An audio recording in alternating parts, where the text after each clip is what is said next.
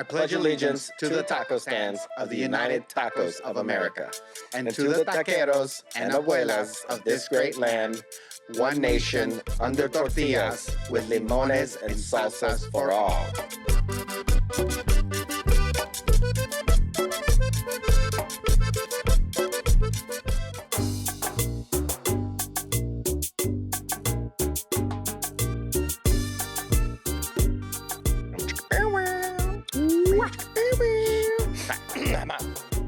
I'm Mando, Rayo. And I'm Jarod, Neece. And we're still taco journalists. That's right. We're exploring tacos and taco culture throughout the United States. And this year, we're doing it virtually. That's right. What's up today, Mando? Ranch-style cooking, man. My favorite. Yeah.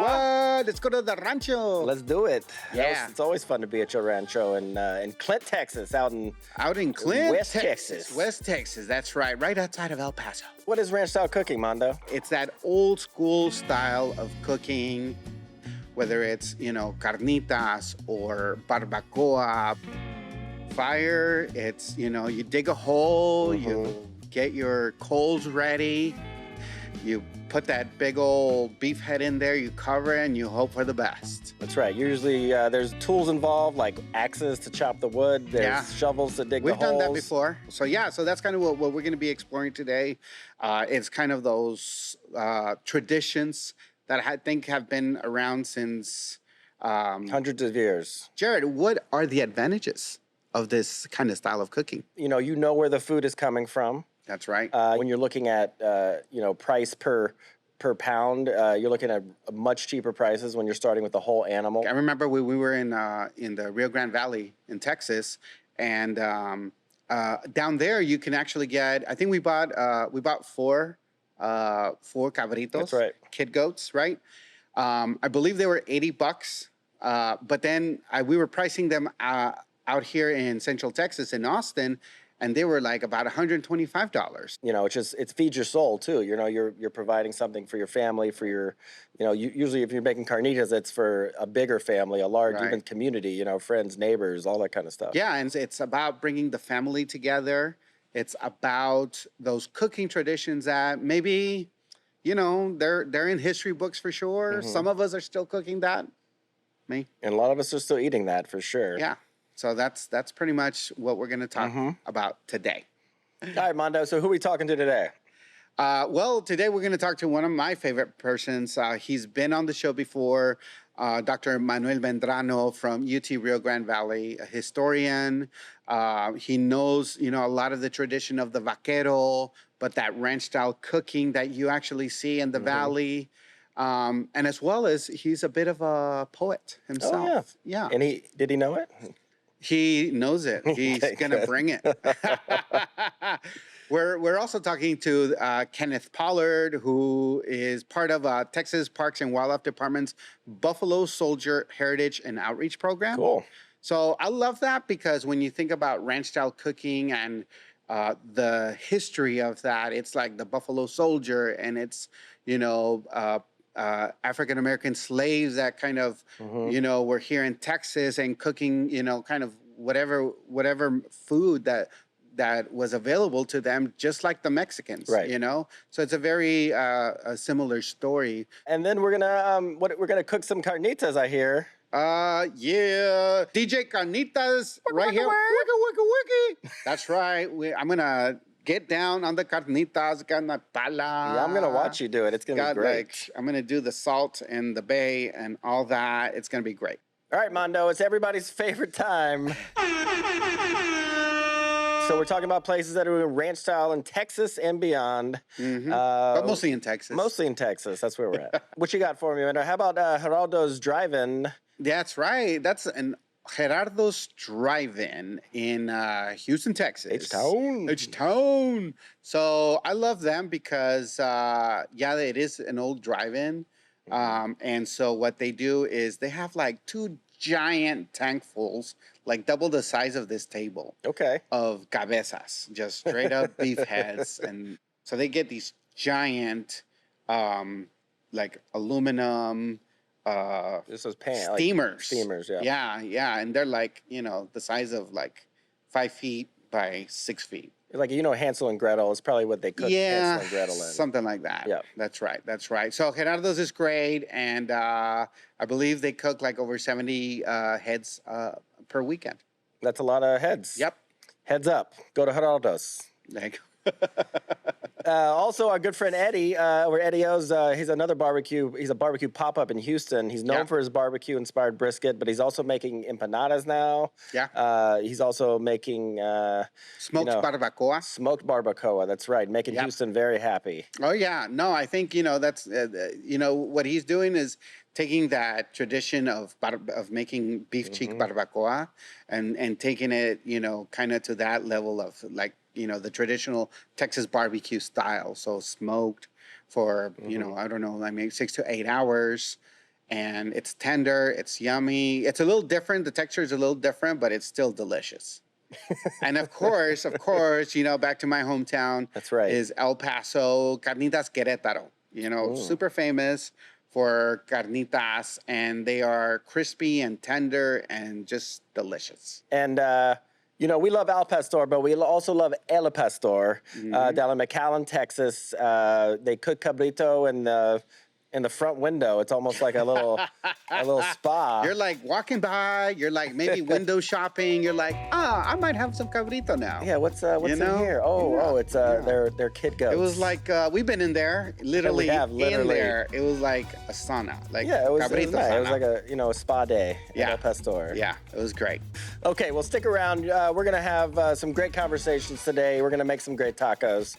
You don't want to miss it. We'll be back. That's right. See you at the rancho.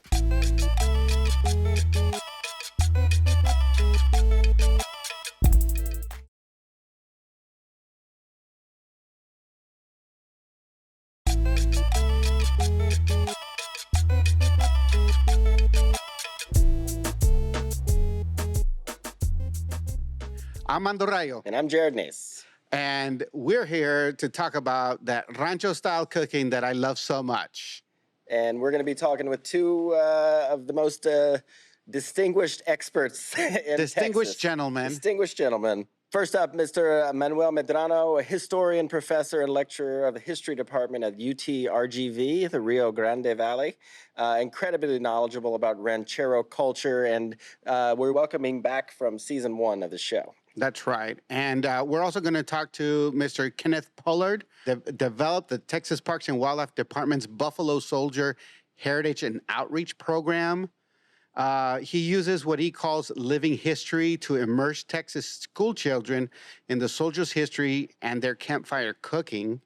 In 2005, he led the Huff Wagon Train project, which saw him guide 200 middle school students across Texas by way of horseback and wagon, and there's more.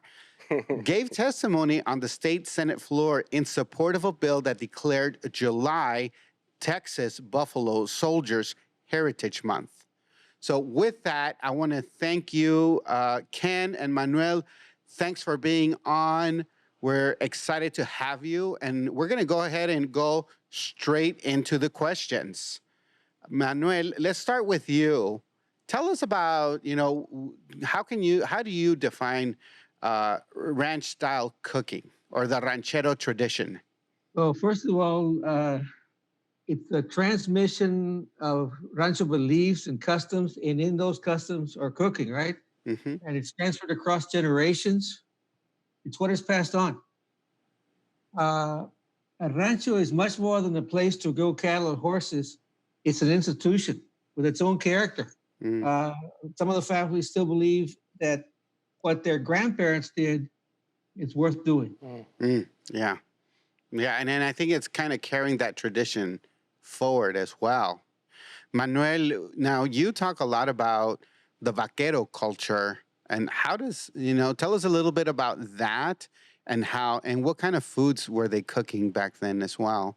Sure. The Vaquero was probably the most instrumental person in the hierarchy of the rancho. Of course, there were the dueños and the dueñas, the owners, the male and female, the patriarch and the matriarch.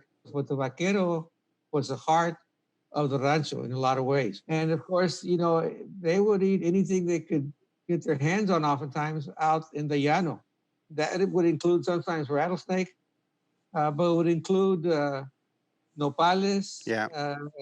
tunas. But the Rancho Vaquero, the one is fairly stable in terms of where he lived. And he again made use of the type of foods that were left to him. Obviously, the dueños, the owners, ate better. And so what was left over would be the insides of the cow, the insides of the goat, and they made those into all sorts of things that now are considered sort of delicacies. Right, like cabrito and brisket and Tripas, fajitas. Yeah, mollejas.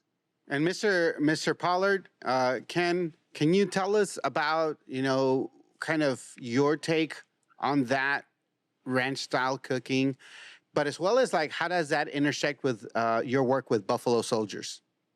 Well, sir, the Buffalo Soldiers were the first peacetime African-American Army soldiers. And the American Indians dubbed them with the name Buffalo Soldiers. And what made the soldiers, all the soldiers, including the black soldiers, adapt to different styles of cooking was that our basic rations was beans, bacon fat, and hardtack. But the native people were here before we got here, which would have been the Mexicans and the American Indians. So we learned cooking styles and how to utilize the natural resources that were available in different areas, whether it's cabrito or whether it's rabbit or whether we even had bear in South Texas. Oh, wow. But the cooking styles and the flavors is what was important. And that makes it the ranching heritage, East Texas or West Texas or South Texas flavor to our food. Mr. Pollard, telling these stories about the Buffalo Soldiers, I know that sometimes these stories aren't written in textbooks or taught in schools. The way we've learned recently about like places like the Tulsa massacre that people in Tulsa didn't even know about. What makes you want to tell these stories and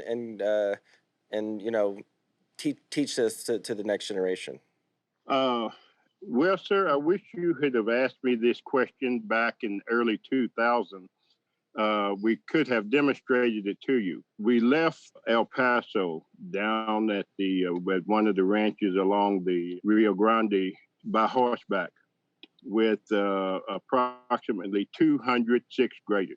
Wow. And we traveled from El Paso to Houston. They camped in tents. We cooked over a campfire. And most of the kids found that riding in a wagon was not the most comfortable way to travel across Texas. And so walking wasn't so bad. And you see, the history that we emphasize is the history that's not in the school book. So when you can instill that learning through participation, be it in your backyard or wherever, you learn it and you are able to understand the old people's stories. Yeah, I mean, it'd be pretty hard to forget that journey. Yeah. Yes. And I'm sure that's probably a story they're going to tell for the rest of their lives. Gentlemen, thank you so much. It's been such a pleasure to hear from you and to connect with you. And I think I want to sign up on one of those horse, drives that you do, Ken. If you I know Mando wants to get his kids in there. They'll get off the iPad, maybe. Yeah. Ken, it's a pleasure to meet you, Ken. Yes, sir. Same here. All right, gentlemen. Thank you so much.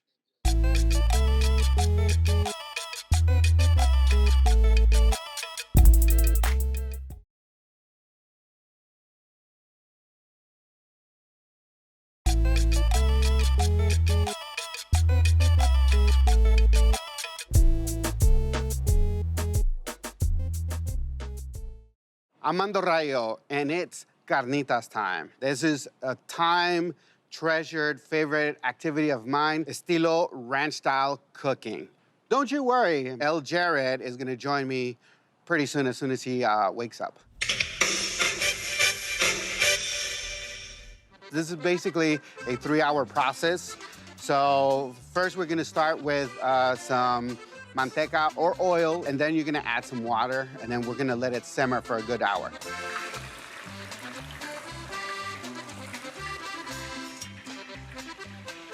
Pork shoulder.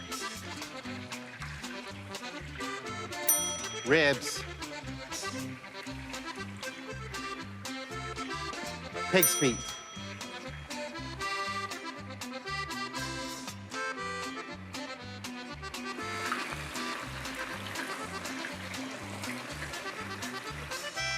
Salt. Top of the morning, Way. Hey, what's up, man? This is Carnitas Day, I see. It is Carnitas Day, that's right. You know, I love cooking carnitas. All right, now we got your basic ingredients for Mando-style carnitas. So we're gonna let this simmer for another 40 minutes, and we'll come back and add the remaining ingredients and cook it just a little bit longer. Welcome back. I'm Mando Rayo, taco journalist. AKA DJ Carnitas. Wooka, wooka, wooka. And I'm Jarod Neece, also a taco journalist. And we're back here with Mando's famous carnitas. That's right. We are about to get onto phase 2. So we have a whole red onion. Yeah, just kind of quartered. Yep, quartered. We have 10 or two whole garlic. 2 garlic cloves. Cloves, right? Great. There you go. I mean, the whole clove. Some oregano. That's a lot of oregano. Yeah, we're not gonna use oregano. I'll just put like a handful or a puño. 1 puño. Just Nice, look. nice. Only 3 bay leaves. Don't Yeah. wanna overpower it. And then about 4 or 5 Just sticks. whole sticks, huh? You don't... Whole sticks of cinnamon. There you go. Boom. And of course, we got plenty of chile de árbol right here. We're cooking for just me and you. We're just gonna get a handful of chile de árboles. That's great. That looks great.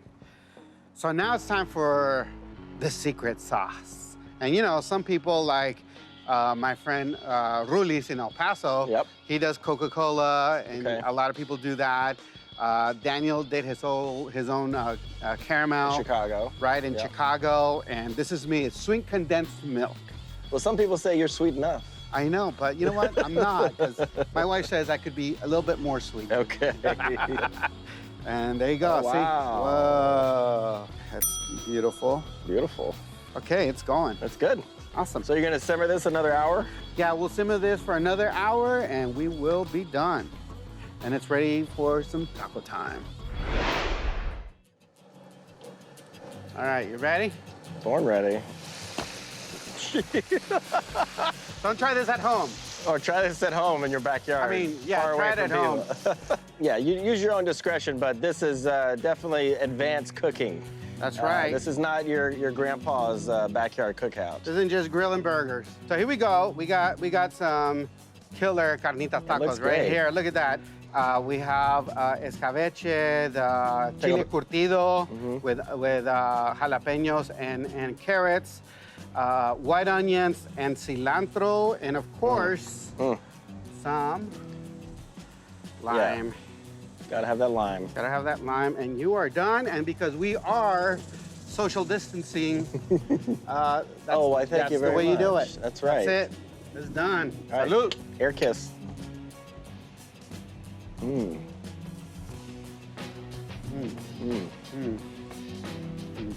Citrus and the cinnamon and all the different spices. Yeah, it all complements everything really well. Yeah, it all comes to life. There you go, ranch-style carnitas. Well, all right. Thanks for tuning in to my DJ Carnitas live stream. Oh. That was awesome because I made them. And what'd you think, Jerry? They were awesome because you made them, obviously. So I was excited to eat that. Yeah, it was great. Yeah. So now it's time for Everyone's favorite segment. Woo-woo. Viewer questions. You ask questions. Yes, and we might have answers. At Joel Sacido, a good friend of tacos, what defines ranch-style cooking The moment, the environment, or the food? Mando. I would say it's all of the above. Yes.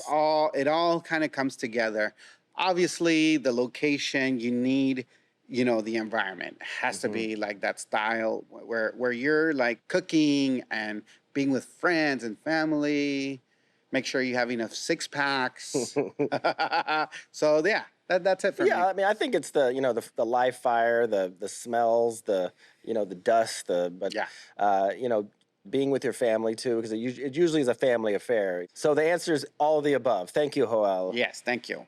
All right, well, that's it, y'all. Another episode of United Tacos of America. I'm honored that we had Manuel Medrano on and Kenneth Pollard, and really kind of They dropped some serious knowledge. Yeah, just getting a little bit deeper into kind of that history that we should all kind of just take time to understand That's and what it's know. about. So it's not just like, hey, let's cook this, let's eat this, but understand where the food comes from. That's right, because we always say the tacos taste better when you know the story. That's right. Stick around next time. We'll be back with more tacos. United Tacos of America, Season Dos. Peace.